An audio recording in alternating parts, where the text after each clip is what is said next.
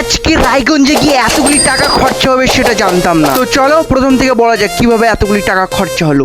প্রতিদিনের মতো আজকেও আয়েশাবাসী করে টিউশন যাচ্ছিলাম। যাবার সময় চোখে পড়লো এই সুন্দর সুন্দর ফুল গাছগুলির, যা ন্যাশনাল হাইওয়ের ধারে ধারে লাগানো। যাই হোক, তারপর ফাইনালি রায়গঞ্জে পৌঁছে গেলাম। আজকে যেহেতু মঙ্গলবার, তাই হসপিটালের সামনে এই হনুমান মন্দিরে পুজো হচ্ছিল, তাই রাস্তার মাঝে এত ভিড়। এই হনুমান মন্দির সম্পর্কে কিছু জানতে চাইলে লিংক ডেসক্রিপশন বক্সে আছে, গিয়ে দেখে নাও। আজকে গরমটাও ছিল সেরা লেভেলের, তাই ঘাম মুছতে মুছতে পৌঁছে গেলাম টিউশন। তারপর টিউশন শেষেই আমার আসল খরচা শুরু। খরচাটা কি বলবো, তার আগে চ্যানেলটা সাবস্ক্রাইব করো। আচ্ছা বলছি, প্রথমে কলেজ পাড়ার এই দোকানটা থেকে 700 গ্রাম টক দই, 250 গ্রাম পনির এবং 8টা সন্দেশ নিলাম। এই সব নিয়ে আমার টোটাল বিল হলো 235 টাকা। দেন টাকাটা দিয়ে উঠে পড়লাম টোটোতে। তারপর বিদ্রোহী মোড় থেকে একটা ডাব নিলাম, আর ডাবের দাম কত নিল সেটা বলবো না, তোমরাই কমেন্ট করো। সবার শেষে সেন্ট্রাল মার্কেটের এই দোকান থেকে হাফ কেজি মিষ্টি দই নিয়ে 80 টাকা দিয়ে আবার আয়েশা বাসে করে চলে এলাম বাড়ি। তো দেখা হচ্ছে কাল কুমারপাড়ার অষ্টপ্রহরের একটি মিনি ভ্লগ নিয়ে। ততক্ষণের জন্য বাই বাই,